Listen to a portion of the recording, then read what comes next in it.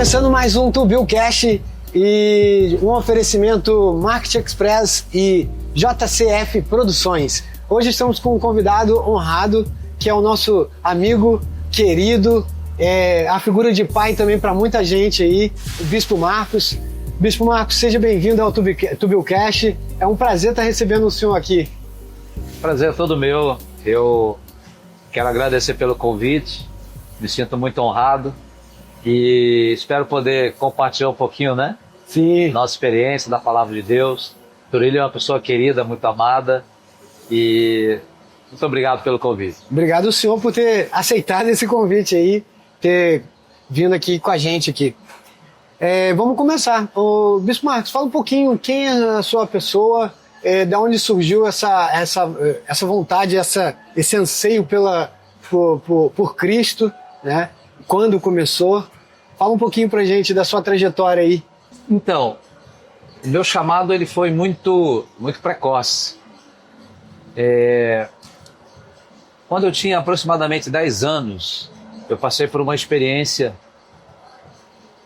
Eu sou nascido e criado em Resende, no bairro Itapuca, e no meu bairro ali tinha uma mina coletiva que ficava abaixo do nível da rua, uns 10, 15 metros mais ou menos. Então tinha aquelas escadas de barranco que a gente descia, né? Não obstante, nós temos poço artesiano em casa também. Naquela época não tinha muita água encanada e a gente também fazia uso dessa água, dessa mina coletiva. E um dia minha mãe pediu para que eu fosse a essa mina buscar um pouco de água. E como de costume, fui e voltei. E ela me chamou a atenção que eu demorei um pouco mais. Ela disse que eu havia ficado umas 3 horas fora de casa. E eu não tinha noção disso. Na verdade, quando eu estava descendo as escadas, eu passei como que por um arrebatamento. E foi exatamente nesse momento que eu senti a chamada de Deus. E como eu só conhecia uma religião na época, eu me ingressei nessa religião, não é? Mesmo que minha família fosse uma família religiosa, mas só de fachada, né? Não ia na igreja, não participava das atividades, mas eu mesmo criança comecei a participar das atividades, fiz todos o que a religião oferecia naquela ocasião, né? E aos 18 anos, aí eu tive de verdade um encontro com Cristo. Eu fui convidado para ir a uma igreja evangélica. E nessa igreja, também ali no meu bairro, uma igreja pequena, muito simples, mas um pastor muito cheio do Espírito Santo, pregou a palavra naquela noite e quando ele fez o apelo, eu aceitei Jesus, aos 18 anos. E naquele dia, verdadeiramente, eu nasci de novo. E a partir daí, então, começou a nossa trajetória espiritual, né?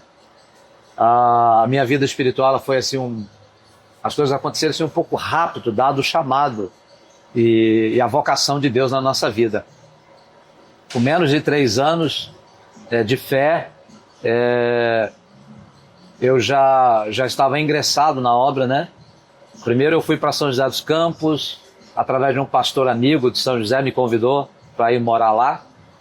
E lá eu abri algumas igrejas, de lá eu me tornei evangelista itinerante, fiquei 2 anos viajando no Brasil e pregando. Depois eu retornei para Resende. Em Resende, através de uma outra igreja, me tornei missionário, fui para o campo missionário, abri casa de recuperação para dependentes químicos. E outra vez retornando para Resende, aí nós abrimos o nosso ministério. Foi quando Deus nos chamou. Eu tive uma revelação de Deus que eu estava numa estrada muito estreita. Nessa estrada era definida por matos que eram muito altos. Então aquela estrada muito reta e definida por aqueles matos, no meio do caminho um galho abaixou e enroscou na minha aliança, derrubou minha aliança. E eu então abaixei para pegar a aliança e a minha atenção foi chamada para fora daquele mato, né? E quando eu abri o mato, eu olhei do lado de fora, haviam pilhas enormes de alianças de ouro que brilhavam e anéis de grau. E eu então fui pegando aquelas alianças, colocando no meu bolso aqueles anéis, e surgiu ali uma entidade, um espírito, que começou a lutar comigo. Mas consegui lutar, resistir e tomar todas aquelas alianças e aqueles anéis de formatura. Continuei a trajetória, a revelação passou e eu então comecei a orar e pedir a Deus uma orientação, porque eu não entendia exatamente o que o Espírito Santo estava falando comigo, né? Sim. Isso foi numa quarta, num sábado Deus então me deu a interpretação. Ele disse que aquela trajetória no ministério que ele estava me entregando, e aquele ministério se chamaria Restaurando Vidas. Aqueles anéis de ouro que eu via eram pessoas que Deus iria restaurar, e os anéis de formatura eram obreiros. Então Deus não só restauraria pessoas que estavam desviadas, mas também obreiros. Por isso que o ministério hoje se chama Restaurando Vidas. E hoje eu tenho a honra de estar participando e congregando lá com vocês. A honra é toda nossa, né? Isso é muito bom. Eu tenho a figura do Bispo Marcos com a figura de pai. Eu perdi meu pai há pouco tempo e eu sempre tenho me orientado com o senhor, pedido dicas. Até então conheci a minha noiva na igreja também, a Tatiana. Sou muito grato. Teve um momento que o pastor aconselhou ela não se envolver comigo, porque o senhor não conseguia ver em mim uma pessoa que cristã, né? Porque o senhor falou que é injusto, né? Um não cristão e um cristão se relacionando. A Bíblia diz que não há união entre luz e trevas, né? Cristo e Belial. É uma expressão um pouco pesada, né? Sim. Mas é uma realidade, né? Porque senão, na verdade, um vai levar o outro, né? Sim, sim. E geralmente é quem não está, é que leva quem Mas está. quem acabou me levando foi ela. Graças a Deus. E hoje eu posso testificar isso.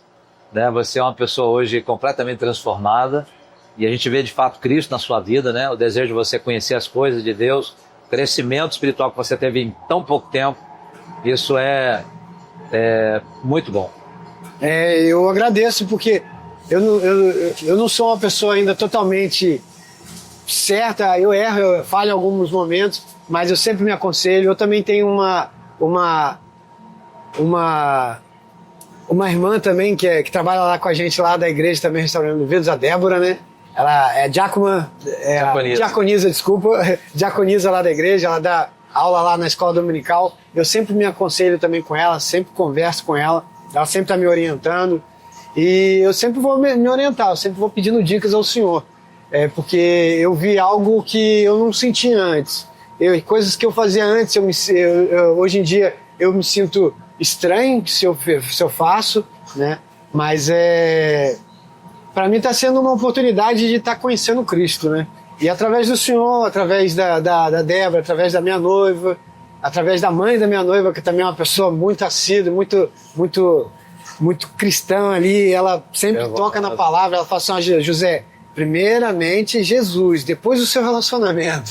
Então, põe em primeiro lugar Jesus Cristo, que ela sempre fala isso para mim, a dona Simone. Do sonho à realidade, quais foram os primeiros passos que o senhor tomou para seguir esse ministério do Restaurando Vidas? Fala pra gente.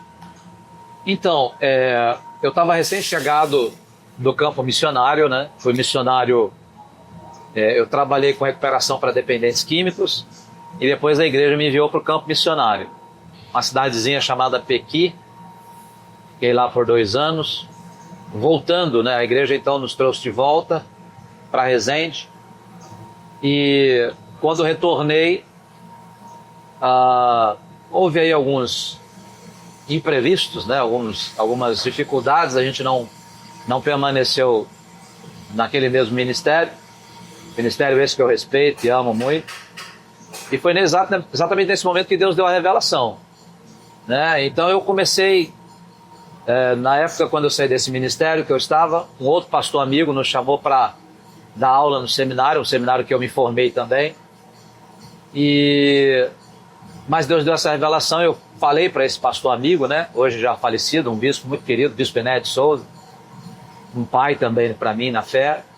E eu falei: olha, bispo, Deus deu essa revelação, e se Deus deu, Deus vai honrar. E eu saí somente eu e minha esposa e minhas 2 filhas, sem saber o que fazer, para onde ir, sem dinheiro, sem nenhum recurso. Comecei a pregar na rua, é o que eu sempre fiz. Eu sou evangelista itinerante, né? E isso em 1990, comecei a pregar na rua. E da rua a gente conseguiu juntar um grupo de pessoas, e eu me lembro que a gente fez um primeiro culto na casa da prima da minha esposa. Nesse culto foram 17 pessoas no culto, 7 aceitaram Jesus, e daí então iniciou a igreja. Legal. Dia 17 de fevereiro de 1992. E é aquela mesma igreja que a gente frequenta hoje em dia? Sim. Começou ali ou começou em outro lugar? Começou numa casa. Começou numa casa. Primeiro na rua, depois numa casa. Depois da casa nós alugamos uma loja. Ah, sim. Né? E aconteceu aí um milagre também, né? Quando nós alugamos uma loja maior, porque a igreja cresceu, a dona do imóvel ela aumentou muito o aluguel. E nós ficamos sem condições de pagar o aumento que ela havia pedido, né? E eu saí procurando outras lojas. Passando em frente hoje à nossa igreja, era um embrião. E o Espírito Santo disse que nos daria aquele embrião. Eu coloquei as mãos ali, estava lá à venda. Eu coloquei as mãos, olhei para um lado, para o outro, vi que ninguém estava olhando. Coloquei a mão no muro e orei e falei, Senhor, eu tomo posse desse imóvel, essa senhora vai vender somente para a gente, não vai vender para mais ninguém. Esse imóvel é da igreja, eu tomo posse. Mas não tínhamos dinheiro nem para pagar o aluguel, né? Como que nós íamos arrumar dinheiro para comprar o imóvel? Mas mesmo assim, liguei para a senhora, ela falou o valor, claro que nós não tínhamos o dinheiro. Passei isso para a igreja, nós começamos a orar. Falei para ela que a gente ia comprar. E um irmão da igreja me procurou dias depois e disse, pastor, eu trabalho com van, o banco me fez uma proposta, um empréstimo para comprar algumas vans, mas eu não preciso. Não quero ampliar o meu negócio. Se o senhor quiser, eu passo esse dinheiro para a igreja para comprar o imóvel. Ai, que benção. Então nós compramos o imóvel, né? Através desse empréstimo que o irmão fez, nós pagamos o empréstimo e hoje, é claro, compramos o embrião primeiro. Depois do embrião nós fomos construindo e ainda não terminamos ainda, a obra de igreja, né? Não terminou ainda, mas já estamos lá com o templo, bastante confortável. Deus está abençoando cada vez mais lá. Foi isso. E tá acontecendo, esse dia mesmo já teve uma mudança bonita lá, já mudou, fez a sala lá para as crianças, colocou os drywalls, ficou bem bonito sim. Tá ficando cada vez mais bonito. Nos deram o drywall, fizemos a reforma do púlpito e agora um outro irmão abençoado, né? Que é a sua pessoa, nos deu também a porta de acrílico, né? De um blindex. Deus abençoe. Amém, né? Nós todos. E qual foi o maior desafio nesse percurso todo que o senhor tem passado aí? Tem sido, né? No início, um desafio que o senhor falou aí que aumentou o aluguel e tudo mais, não, mas nesse percurso, o maior desafio para o senhor? Então, falta de recursos, né? Esse é o grande desafio da igreja que inicia do zero, uma igreja pobre, uma igreja que está localizada numa região de pessoas de baixa renda, né? E nós temos uma postura diferenciada. Nós não obstante pregarmos a palavra, claro, os dízimos e oferta, mas nós não fazemos um trabalho a ponto de induzir as pessoas e tirar dinheiro das pessoas, não, pelo contrário. Muitas vezes a gente acaba colocando muito mais do bolso, né? Sim, sim. Nosso trabalho é um pouco diferenciado, a gente assiste muitas pessoas, os necessitados. Então esse tem sido um desafio que muitas vezes impede um pouco o nosso crescimento, falta de recursos mesmo. Nessa jornada toda que o senhor tem tido, desde quando o senhor teve a revelação de menino para cá, qual seria a dica para a pessoa? Porque se a gente vê o mundo como está hoje em dia, realmente o mundo é maligno, né? Se a gente for pôr na risca, mudou muito os valores, os princípios.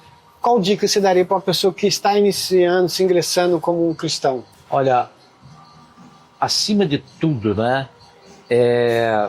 buscar verdadeiramente, né, ao Senhor, ter uma vida consagrada, uma vida consagrada. Andar em espírito, né, Gálatas 5,16, não cumprireis a concupiscência da carne.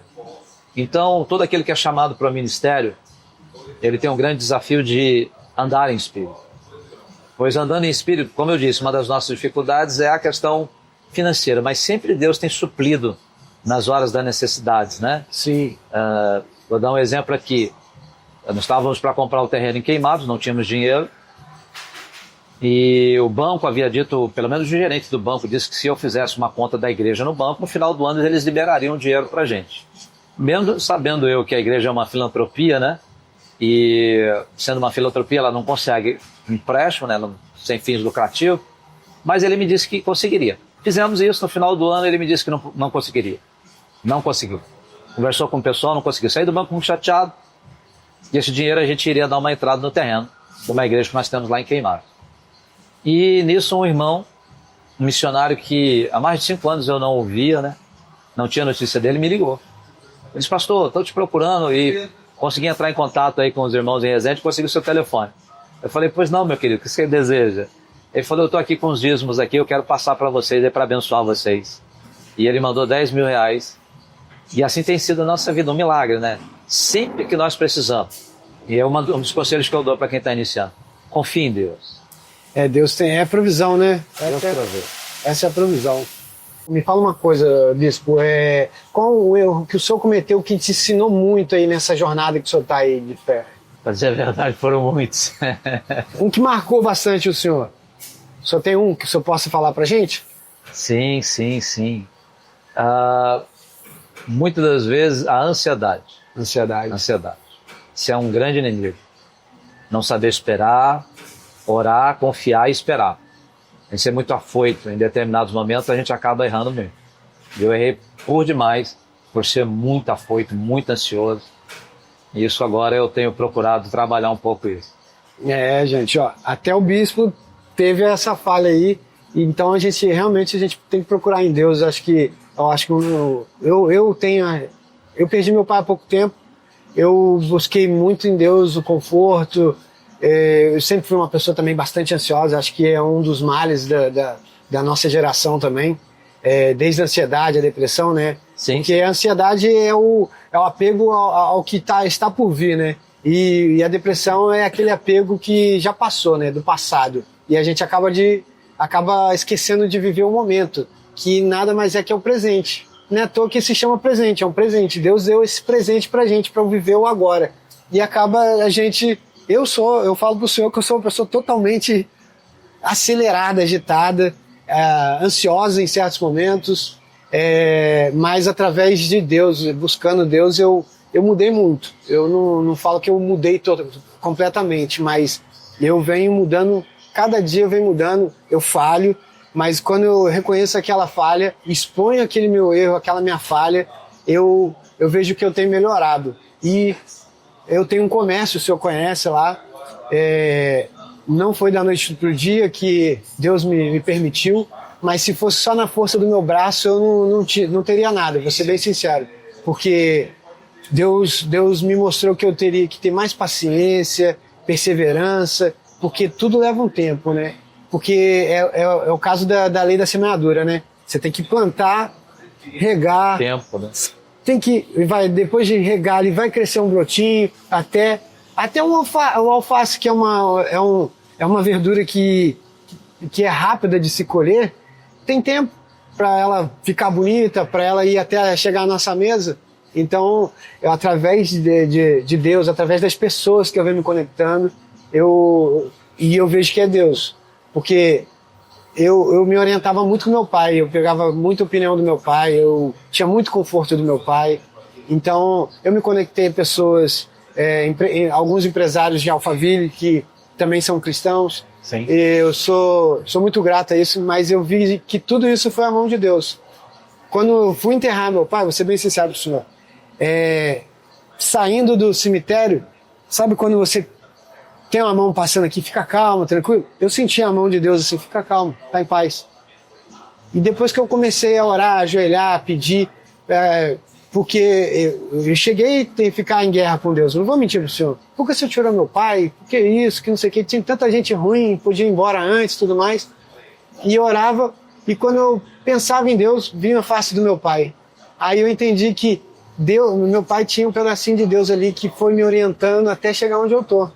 E eu entendi que família, através do meu pai, por causa de família, porque era o meu pai. Meu pai não foi o exemplo de pai, mas foi um cara muito carinhoso, muito amoroso, e isso foi o que me deixou mais marcante. Quando eu ia orar para Deus me confortar, eu vi a imagem do meu pai. Aí eu vi assim, é Deus? Aí eu falei, é Deus, porque Deus ele permitiu, se personificou na imagem do meu pai aqui na terra para me orientar, para que eu possa crescer e multiplicar. Porque eu realmente não pensava em ter família, eu pensava em ficar bagunça, queria ficar rico só para curtir, e não é isso. É sobre crescer e multiplicar. E eu sou grato ao Senhor, aos amigos, sócios e e empresários que eu conheci em Alphaville que são cristãos também me orientaram, que eu faço parte, o senhor até comentou comigo uma vez sobre o filme A Forja, e eu faço parte do movimento chamado Homens de Honra, que vai nesse mesmo segmento. E de tempos em tempos a gente se reúne, se não dá para se reunir, a gente faz uma videoconferência para orar, para conversar, para se posicionar, para um orientar o outro, porque cada um tem uma experiência diferente e que pode orientar o outro. E ultimamente eu tenho me orientado muito com o senhor, me aconselhado muito com o senhor, e eu agradeço pela vida do senhor, agradeço pelas portas abertas que o senhor me deu ali na igreja, tá? E eu quero ainda participar mais, tem momentos que eu não consigo, né, com essa correria. Eu ainda acredito que ainda estou um pouquinho na corrida dos ratos, mas ainda vou participar mais da obra aí, pode ter certeza. Sim, com certeza. O senhor tem alguma lição e dicas para a galera? Sim, eu estava até olhando aqui um texto em Mateus 5,38, que é um princípio muito importante da fé cristã, que diz: buscar em primeiro lugar o reino dos céus e a sua justiça, e as demais coisas serão acrescentadas. Existe uma escala de valores muito importante e que muitas das vezes a gente, por falta de conhecimento, não a segue, né? A gente, em vez de buscar em primeiro lugar o reino dos céus e a sua justiça, a gente coloca em primeiro lugar muitas outras coisas, né? A gente troca essa escala de valor. Então a minha palavra hoje para aqueles nossos ouvintes é que priorize, busque em primeiro lugar Deus, busque em primeiro lugar o reino dos céus. A gente tem falado muito lá sobre primeira, segunda, terceira e quarta dimensão. Sim, né? Quando o senhor falou isso na igreja, eu falei assim, que isso? Não acredito que o pastor está falando isso. Um dia a gente vem falar sobre essas 4 dimensões. Então, quando a gente de fato anda em espírito, porque a 4ª dimensão ela comanda todas as demais, né? Quando a gente anda em espírito, as demais coisas elas são acrescentadas. Quando a gente coloca o nosso coração em Deus, a gente busca de fato ao Senhor, é como se eu colocasse o leme da minha vida, né, nas mãos de Deus. Eu costumo dizer que se cumpre o Salmo 23 na vida daquele que entrega o seu caminho ao Senhor, né? Primeiro, o que busca em primeiro lugar o reino dos céus. O Salmo 23 é fantástico, são 12 promessas extraordinárias lá. Quando o Senhor é o nosso pastor, né? Quando buscamos em primeiro lugar o reino dos céus, primeira coisa, nada nos falta. A gente pode ver como que um passarinho se alimenta, como ele tem a casa dele.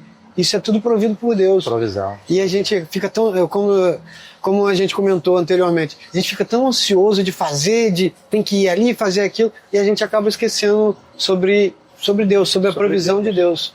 Não que vamos deixar de fazer, mas vamos fazer com qualidade, com direção, com direcionamento. E as coisas vão acontecer. E Deus vai nos guiar e continuando o Salmo 23, né? Senhor, meu pastor, nada me faltará, deitar-me faz em verdes pastos, provisão, guia-me mansamente às águas tranquilas, refrigera minha alma. Hoje, a doença do século hoje, né, segundo a OMS, é depressão, ansiedade, fobia e por aí vai. Mas uma das promessas lá do Salmo 23 é refrigério da alma, porque essas doenças estão relacionadas à alma, né?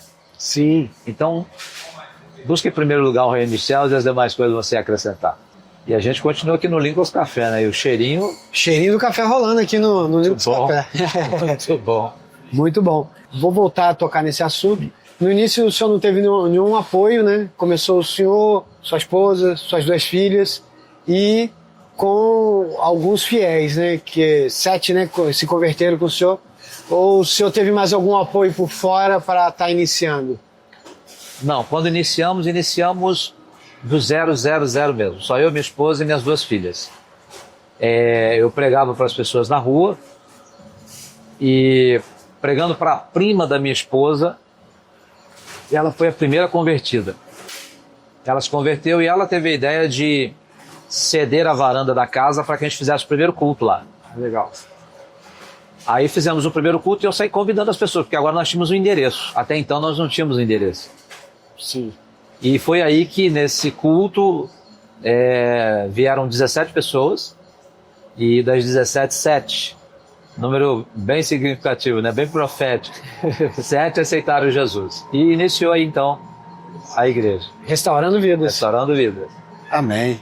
E o que mais marcou o senhor nessa jornada aí? Olha, muitas coisas aconteceram. Desde conversões, milagres, manifestações espirituais. Eu poderia enumerar algumas, né? Mas eu vou enumerar uma que marcou não só a mim, mas também a igreja. Um avivamento que nós passamos na igreja, num culto normal. Eu estava cantando até o hino da harpa, né? E de repente desceu uma unção sobrenatural sobre a igreja. As crianças foram batizadas com o Espírito Santo. Isso sem forçação de barra, sem frase de efeito, sem estímulo. Foi uma coisa muito natural. O ambiente, a casa ficou saturada de fumaça. Uma fumaça encheu a casa. E o culto, nós estávamos aí, era um culto de domingo, era quase 20 horas, né? Estava 19h30, 19h40, o culto estava iniciando praticamente. E daí para diante não conseguimos mais dirigir o culto. A glória de Deus foi tamanha que se ouvia barulhos como barulho de cachoeira, como barulho de água. Chua! Não é aquela coisa frenética, física, nada contra, mas nada de reteté. Era uma coisa espontânea do Espírito, lágrimas, choros, pessoas se rasgando diante de Deus, arrependimento de pecado. E foi uma coisa interessante que quando terminava o culto das igrejas vizinhas, as pessoas iam passando em frente da igreja e iam parando. E eu preocupado, né, com aquele movimento, já estava passando da hora, já era 9h30, né, 21h30, e eu preocupado em terminar o culto, até por causa de alguns irmãos, mas também não conseguia terminar. Eu ia dizer para terminar, não conseguia. E quando eu olho lá para fora, já tinha mais de 40 pessoas tomadas lá também na rua. Eita. Foi algo sobrenatural. O culto terminou, era mais de 10 horas, quase 11 horas da noite. Mesmo assim, as pessoas não queriam ir embora. Então isso marcou muito. Porque foi uma coisa natural. Foi espontânea, né? Espontânea. Não houve frase de efeito, não houve pregador famoso, música. Estava cantando muito da harpa, costumeiro, tradicional, abrindo o culto. E isso aconteceu 2 vezes. Isso marcou bastante. Sem dizer de curas e milagres, né?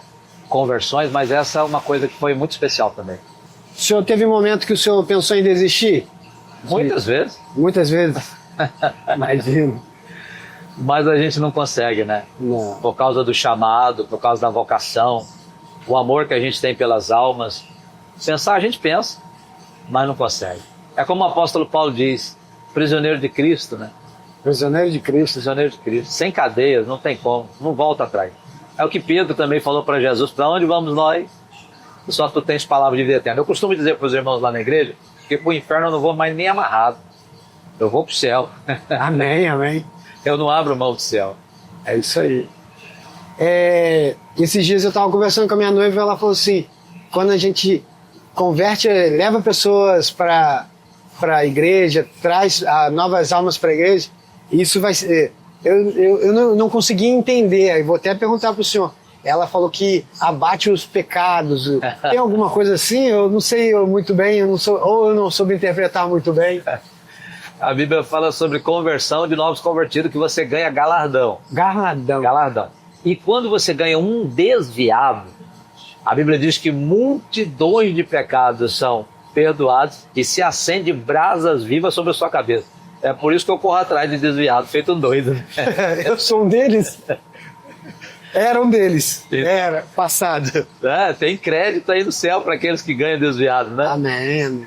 Então é fato. A Bíblia diz. E eu acho que para o senhor é gratificante ver uma pessoa, ver a mudança da pessoa ali. Posicionamento, postura. Eu sou apaixonado por almas. Né? Já abri mão de...